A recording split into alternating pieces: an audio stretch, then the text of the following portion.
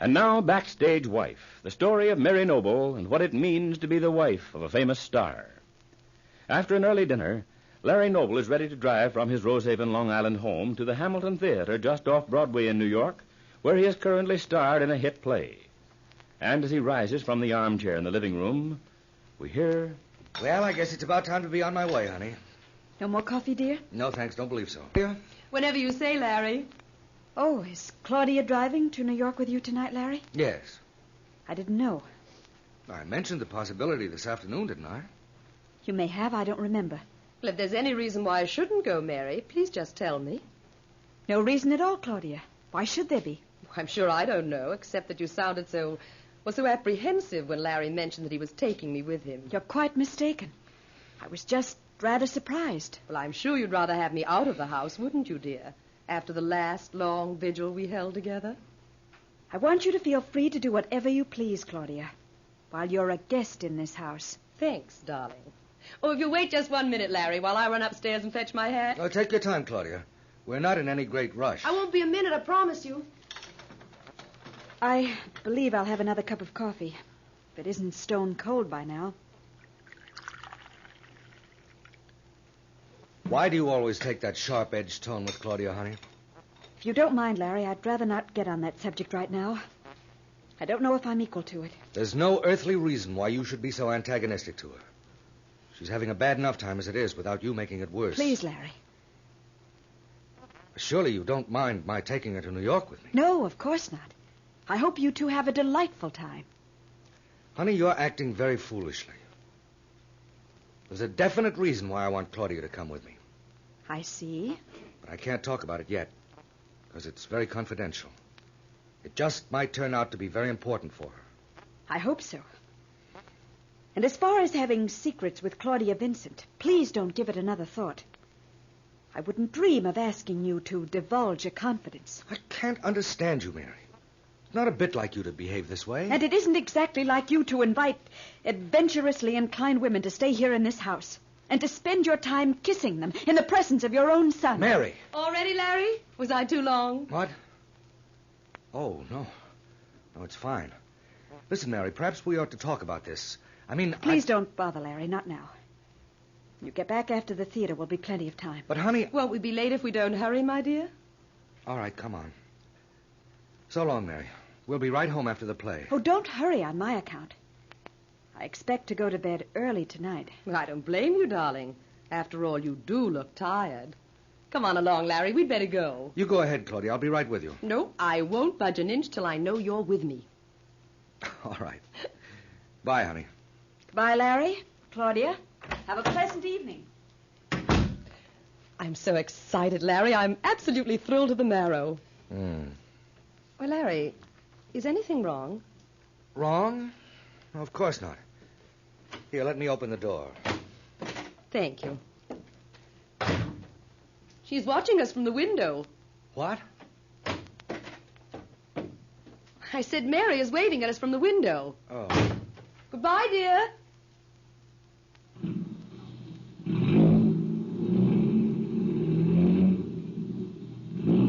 Goodness, Larry, what a way to dash out of that drive. And I thought you were such a careful driver. I'm sorry if I frightened you, Claudia. I was just warming up the motor. Oh, it's all right, darling. As a matter of fact, I don't mind a bit how you drive. I'm far too excited about the prospect of this evening to think about anything else. You're going to be very careful not to say anything or give any hint of what we're trying to do, aren't you, Claudia? I won't say a word, Larry. I'm going to be all ears and eyes and absolutely as silent as a mummy. That's right. I suggested that you drive in with me tonight so that you can get a good first-hand idea of what Sheila does with that part. I'll get you a seat pretty well down front, and I want you to watch her constantly. Oh, I will, darling. I won't take my eyes off her for an instant, even though I'd far rather be watching you. Never mind about me. It's Sheila you're to study. If you want me to help you get this chance to read for our producer, you'll have to work like the very devil at the job. You know I'll do anything you say, Larry. Why, you've given me my first ray of hope in years by trying to get me this chance. Well, forget about that, Claudia. Just remember that it's not the least bit certain. In fact, it's only a remote possibility. Harold Ramsey isn't any too keen on making any changes in the cast. The only thing that could convince him to let Sheila out is for you to impress him enough with your reading of the part. But it scares me to think of it, Larry. Gosh, Larry, suppose I fail miserably after you've gone to all this trouble for me. You won't fail, Claudia. I'm going to make sure of that. I'm going to work at coaching you until you're absolutely perfect in the part. Oh, darling. Oh, darling, if only it could work out for me. Why, just think of it. Claudia Vincent on Broadway, playing opposite the great Larry Noble. Oh, that's too heavenly for words. You may not think it's so heavenly after you've played through the hot summer. It may not strike you as the most glamorous work in the world when you've driven yourself night after night to go through the same deadly routine. Now, Larry Noble, you don't mean that. I don't believe you feel that way about the theater at all. Well, if you did, you'd give it up and do something else. You may be right at that. Oh, we just all have to grumble a bit. But we wouldn't change jobs for the world. And I don't blame you, Larry. Oh, I only wish I had someone like you to take care of me. Oh, Larry, if only we'd met years ago. We were both very young, before you met your wife. I just know you'd have fallen in love with me, Larry. How proud of you I'd have been always. How I'd have helped you and pampered you and sympathized with you when we were working so hard. Suppose that's foolish, isn't it, Larry? Wishful thinking. But it does strike me as strange that you should have married someone so completely outside the theater. Mary is tremendously interested in the theater and in my career. She's helped me more than anyone else ever could. But, darling, of course she has. Oh, I didn't mean to imply that... Oh, knowing your fierce loyalty... Please forgive me, Larry. I didn't think. I wouldn't criticize Mary for the world. I think she's utterly sweet and delightful, even though she does so hate having me stay at your house. Oh, nonsense, Claudia. Darling, I know how it is. Oh, but Larry, if I did manage to get this part, or if only we can make it come true, well, then I wouldn't ever have to impose on either of you again. I'd be free, independent. Oh, Larry, after all this time, you just don't know what this would mean to me.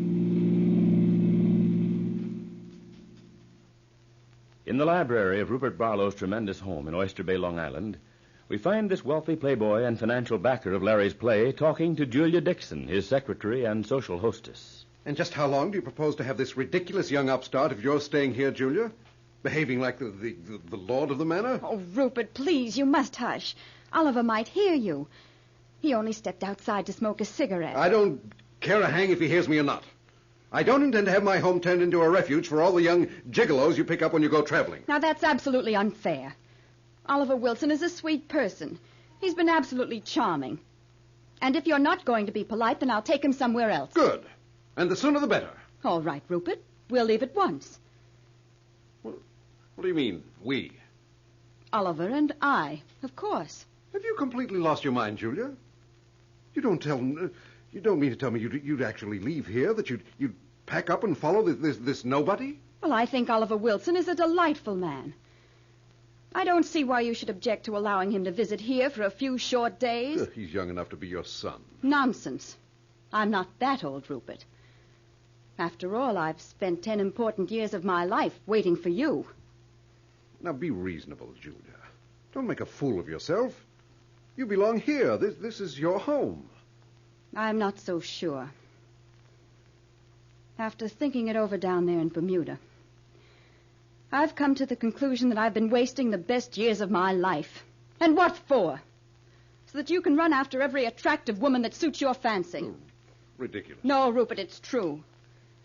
Well, think of the way you've behaved about Mary Noble. And as if that weren't enough, why, you even had that fortune-hunting Claudia Vincent staying here in this house while I was away. Claudia Vincent wasn't my idea. She just moved in while I was gone, absolutely took over. You don't suppose for 1 minute that I wanted her here? No? No. And what's more, I'm not going to forget that Larry Noble invited her to go back with them to Rosehaven. After she tried to shoot me, to kill me. He took her part and invited her to go home with them.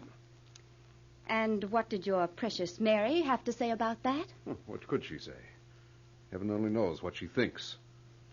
But by heaven, Larry Noble is going to be sorry he ever did that to me. He's going to be sorrier than he knows. Julia Dixon doesn't know what Rupert Barlow means by this sinister threat. And at the present moment, she's far more interested in her own problems. But we wonder if this is an empty threat or not. Well, be sure to be listening tomorrow to Backstage Wife, the story of Mary Noble and her husband Larry Noble, famous Broadway star.